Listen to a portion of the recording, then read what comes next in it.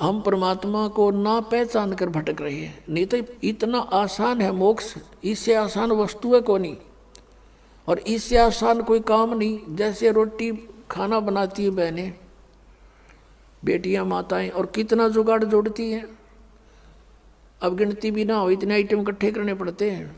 परात कितना, फिर तवा, चूल्हा, लकड़ी, तेल है, और फिर कटोरा, फिर चम्मच, फिर नमक, मिर्च, नरी आइटम इकट्ठी करके, और फिर आटा बनाना, फिर सब्जी काटना, छोंक लाना है। और इसी गर्मी हो चाहे सर्दी, उसमें वो चाहे वर्षा हो।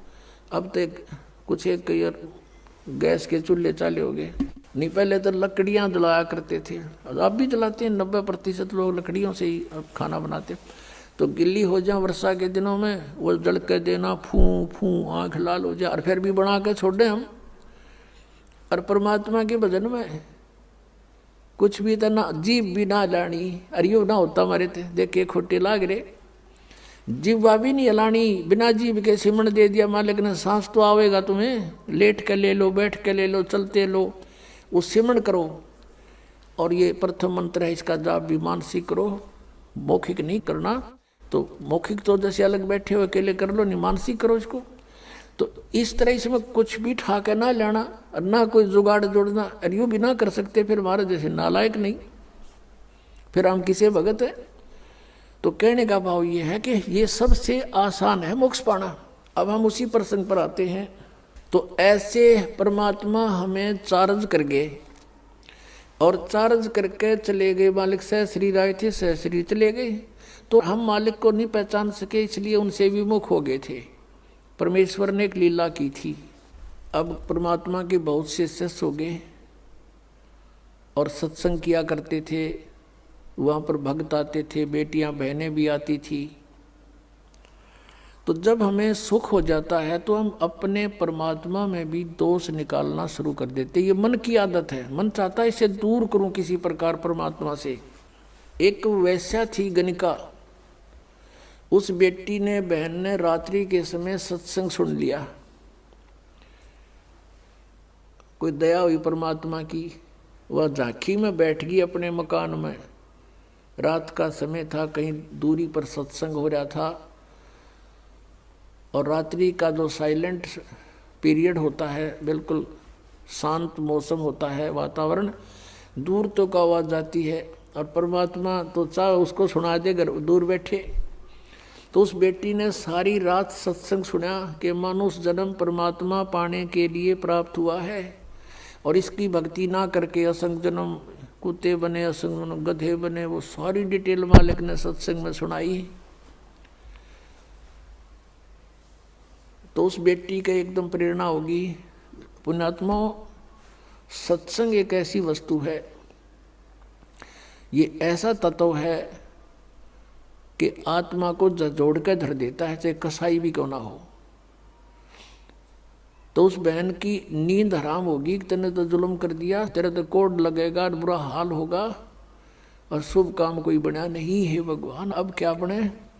सारी रात बेचैनी में इधर उधर घूमती रही। जब सत्संग के बोलिया तो अगले दिन वो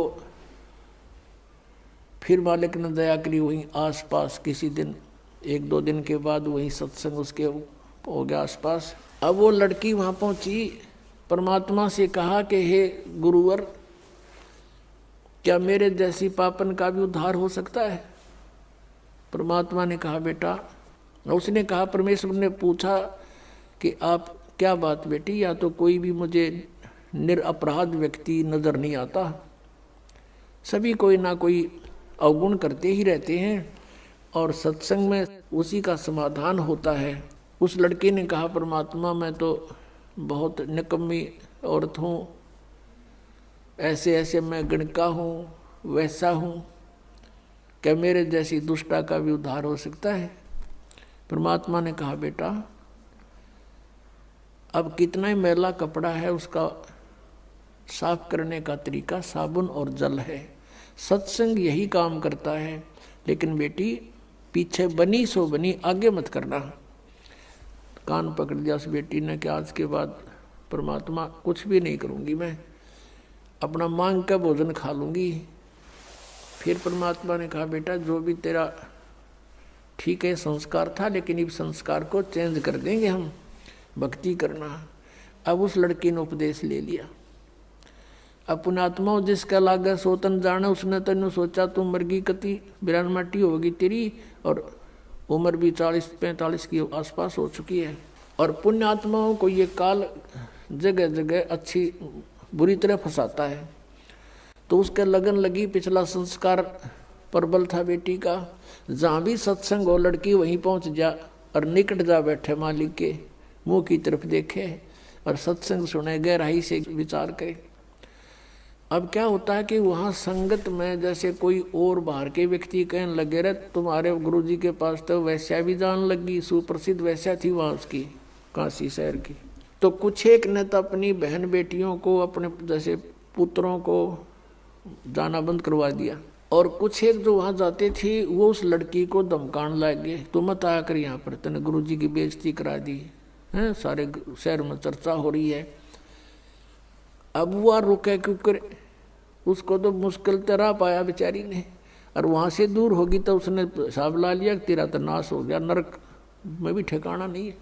तो अगले दिन परमात्मा के सामने रोने लगी, प्रभु आपकी बेटी है तो पापन, प्रदाता अपना आश्वासन दिया है कि पापी भी पार हो जाते हैं, इस आस में मैं आपके चरणों में लग रही हूँ और मुझे यहाँ आने के लिए मना किया जा रहा है।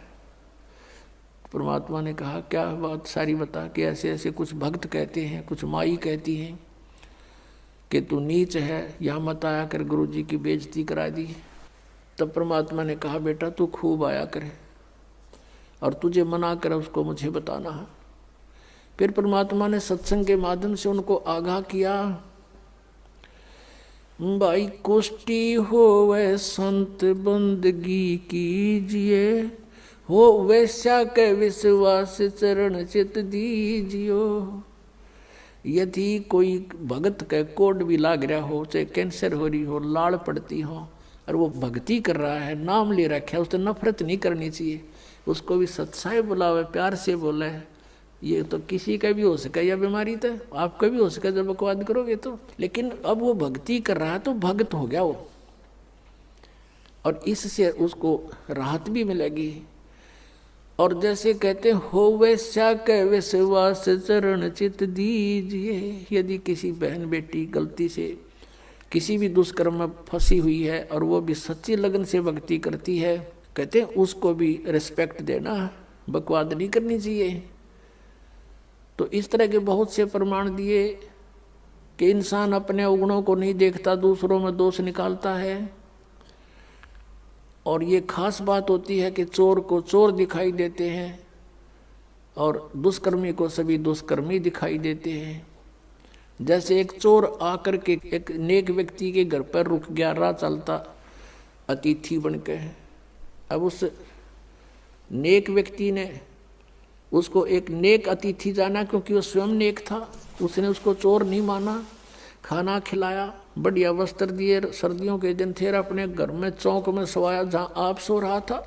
अब धनी तो सो गया ठाठ से, चोर उठा, उसका धन निकाल कर रात को चंपत हुआ। अब वो चोर तो चोर था, लेकिन उस नेक आदमी को चोर दिखाई नहीं दिया। फिर एक नेक व्यक्ति उस चोर के घर पर डट गया, राह चलता। अब उसने रोक लिया, रुक गया।